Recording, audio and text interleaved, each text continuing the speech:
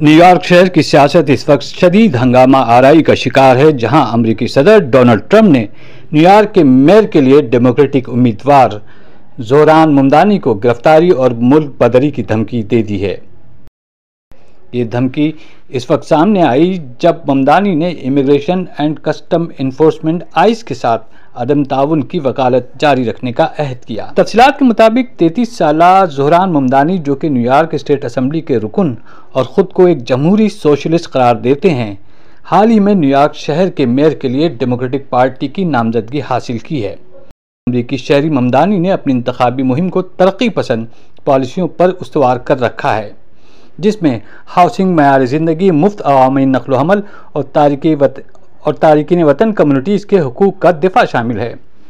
وہ آئیس کے چھاپوں اور ملک بدری کو شہر کو دہشت زدہ کرنے کے مترادف قرار دیتے ہیں۔ صدر ٹرمپ، جو ممدانی کو اکثر ایک کمیونسٹ پاگل قرار دیتے ہیں اور غلطی سے یہ بھی کہتے رہے ہیں کہ وہ ملک میں غیر قانونی طور پر مقیم ہیں، منگل کو اپنے حملوں میں شدت پیدا کر دی ہے۔ جب صحافیوں نے ان سے آئیس پر ممدانی کے موقف کے بارے میں سوال کیا تو ٹرمپ نے کہا، ٹھیک ہے، پھر ہمیں اسے گرفتار کرنا پڑے گا۔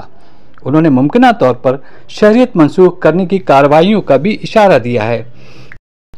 ممدانی نے اس دھمکی کا فوری جواب دیا۔ سوشل میڈیا پر رات گئے نیو یارک میں ایک یونین ریلی سے خطاب کیا۔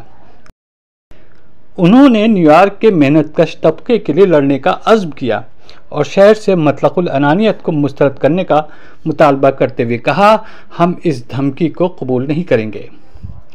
یہ تنازع نیو یارک شہر کے آنے والے میئر کے انتخاب اور امیگریشن نافذ کرنے کے وسیع تر قومی بحث پر روشنی ڈال رہا ہے۔